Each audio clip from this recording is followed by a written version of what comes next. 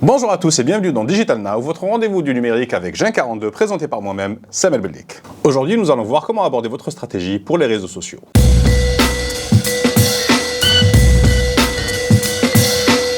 Avant d'aborder n'importe quel type de stratégie, d'abord vous devez savoir quels sont vos objectifs. Vous définissez vos objectifs business d'abord, ensuite vous les déclinez en objectifs marketing. Abonnez-vous pour ne pas rater la prochaine vidéo qui va parler de comment définir vos objectifs. Donc, une fois que vous avez vos objectifs en main et vos objectifs marketing, vous pouvez voir comment vous allez pouvoir atteindre ces objectifs sur les réseaux sociaux. Que ce soit des objectifs en termes de notoriété, en termes d'engagement, en termes de conversion. Les objectifs en digital sont très variés et on peut même avoir des objectifs de conversion pour envoyer les gens vers les magasins qu'on appelle les Drive to Store. Et bien sûr, vous avez les différents types de réseaux sociaux qui peuvent avoir différents outils qui vont vous permettre de pouvoir atteindre différents types d'objectifs sur différents types de personas. Des personas dont on a parlé dans la vidéo qui est juste là. Ou peut-être là, je suis pas sûr. Et bien sûr, quand on parle de réseaux sociaux, on va parler de community management. Qu'est-ce que le community management? Le community management, c'est l'action de gérer une communauté.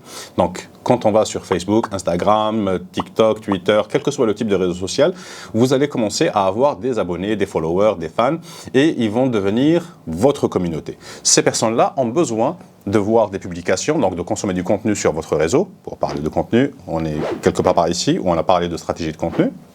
Mais il y a un acteur très important qui est le community manager, qui est la personne en charge de créer ce contenu, publier ce contenu et de modérer les commentaires et les messages et répondre aux messages directs. Cette personne, le community manager, peut avoir différents types de rôles. Il peut faire aussi de la veille sur les réseaux sociaux, s'occuper de faire du reporting et peut-être même lancer des campagnes publicitaires.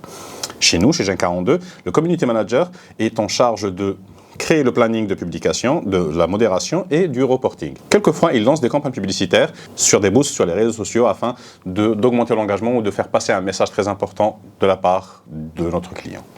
Mariam, c'est notre community manager, elle est géniale. Mais ce community manager ne va pas pouvoir forcément créer aussi tout le contenu. C'est-à-dire que c'est un métier de créer des visuels de haute qualité et de créer des vidéos de haute qualité. Par exemple, Mehdi, qui est en train d'éditer ses vidéos, salut Mehdi, est une personne avec laquelle Mariam travaille en collaboration. En ce moment, ils sont d'ailleurs en train de faire un shoot, c'est un client. C'est pour ça que je suis en train de filmer tout seul. Je filme tout le temps tout seul, c'est parce que j'adore filmer tout seul. Une fois que vous avez votre community manager, maintenant il va falloir travailler sur votre stratégie de contenu. On en a parlé dans la vidéo qui est quelque part par ici. Et donc vous allez établir votre stratégie de contenu qui va vous aider à atteindre votre objectif.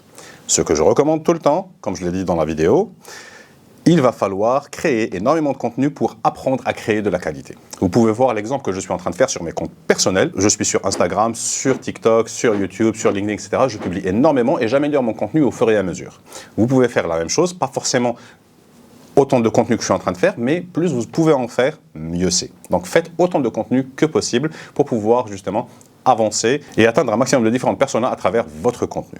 Et vous allez automatiquement vous améliorer. Surtout, il va falloir analyser les rapports derrière pour voir quel type d'engagement vous avez eu par rapport à quel type de contenu et comment. Ensuite, il y a la question qui revient souvent, sur quel type de plateforme faut-il être présent? Ma réponse ne va pas vous plaire. Il faut être présent sur toutes les plateformes. Il ne faut pas être présent de la même manière partout. Il faut s'adapter à chaque type de plateforme, mais avoir une présence minimale partout. On va appliquer la règle Pareto, 80-20. Soyez présent à 80% de vos efforts sur 20% des plateformes qui fonctionnent le mieux et 20% de vos efforts sur le reste des 80% des plateformes au cas où ces plateformes deviennent plus importantes, comme toutes les personnes qui ont pu s'installer sur TikTok dès le début. Ils ont mis 20% d'efforts, ça a donné énormément de fruits et aujourd'hui c'est devenu l'une des plus grandes plateformes. Essayez les nouvelles plateformes, soyez présents sur tous les réseaux sociaux, au moins pour découvrir quels sont les outils qui sont à votre disposition sur ces différentes plateformes. Ça vous donnera peut-être des idées et des opportunités auxquelles aujourd'hui vous ne pensez même pas. Maintenant que vous avez tous les éléments pour pouvoir travailler et que vous avez lancé vos efforts en termes de création de contenu, de modération et tout, il va falloir mesurer est-ce que vos efforts sont en train de rapporter des fruits. Et pour ça, on va parler de reporting. Pour le reporting, chacune de ces plateformes a une partie analytics qui va vous donner tous les détails dont vous avez besoin. Donc, combien d'abonnés vous avez, la progression, le taux d'engagement, le nombre de personnes atteintes, le nombre de conversions, bref. Toutes les données que vous pouvez imaginer, vous pouvez les avoir. Sur Facebook, ça s'appelle Facebook Insight. Sur Instagram, c'est Instagram Insight aussi. Alors désolé, tous les termes que je connais sont en anglais, j'ai tout en anglais chez moi.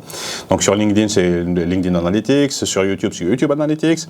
Pour votre site web, ça va être Google Analytics ou autres outils d'analytics. Nous, chez Gen42, nous n'accédons pas forcément aux informations de cette manière-là, mais on utilise des outils externes qui vont nous rassembler toutes ces données en un seul lieu parce qu'on doit travailler pour plusieurs clients et c'est pas évident de sauter tout le temps de page en page pour aller récolter toutes ces informations. Donc, ce qu'on fait, c'est qu'on utilise Google Data Studio, qui est un outil gratuit de Google pour pouvoir créer des rapports, mais pour pouvoir connecter les réseaux sociaux à Data Studio, on utilise un connecteur externe pour pouvoir avoir toutes les données agglomérées au même endroit. Il y en a plein, je ne vais pas forcément vous en recommander un. Ils ont tous des prix différents et des fonctionnalités différentes, donc je vous recommande de les tester. Vous allez sur Data Studio, quand vous allez rajouter un connecteur, vous avez toute une liste avec à quoi il connecte, combien il coûte, etc. Du coup, vous allez construire votre rapport. Un rapport, c'est très important de pouvoir le construire de manière à ce que la personne qui va le lire ou qui va essayer de l'analyser puisse comprendre ce qu'il y a dedans. Donc, vous allez toujours mettre des légendes, des titres à tous les graphes que vous allez mettre, mais surtout, vous allez adapter le rapport aux besoins de la personne qui va le lire. Donc, par exemple, si c'est pour un autre community manager, un collègue, etc., si vous êtes community manager, vous allez mettre tous les détails avec le reach, le taux d'engagement, le nombre de réactions, vous allez aller dans le détail du détail. Première page, toujours, ça va être un aperçu général sur tout ce qu'il y a, et vous allez rajouter une page pour chaque détail pour aller de plus en plus profondément dans le type de données que vous avez.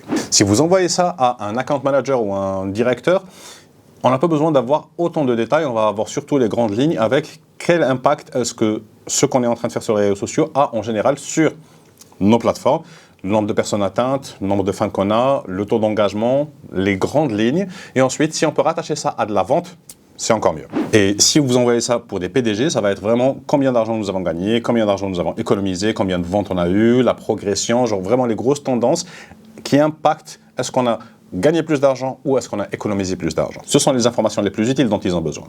Chacun de ces rapports, par contre, à la fin, vous allez rajouter une partie d'analyse où vous allez analyser et expliquer les chiffres. Vous pouvez les mettre en petite box à côté de chaque graphe pour expliquer brièvement de quoi parle le graphe en question. Et vous pouvez rajouter à la fin vos recommandations et tous les détails que vous voulez rajouter où vous n'avez pas eu assez d'espace sur le reste du rapport pour les mettre là.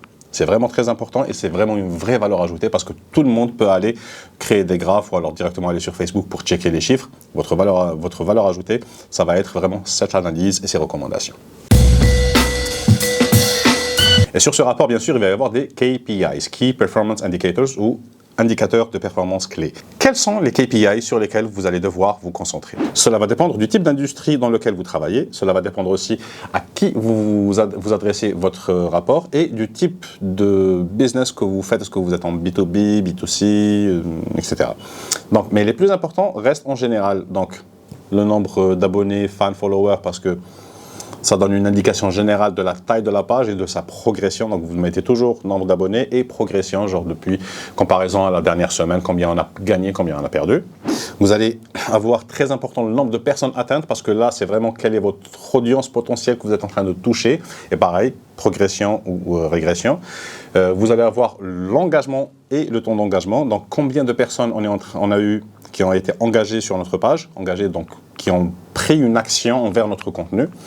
Et le taux d'engagement, c'est donc ce nombre par rapport au nombre de personnes qu'on a atteint. Donc, est-ce que notre contenu est engageant ou pas? Chaque type d'industrie, chaque type de business a des moyennes pour le taux d'engagement. Donc, vérifiez par rapport à votre industrie quel est le taux d'engagement moyen et vous allez savoir si vous êtes bon au-dessus de la moyenne, en dessous de la moyenne. Voilà. Et bien sûr, si vous faites de la vente en ligne, la conversion. Combien il a été eu de conversion, quel est le coût par conversion. Vous allez avoir le CPM qui est le coût par 1000 impressions.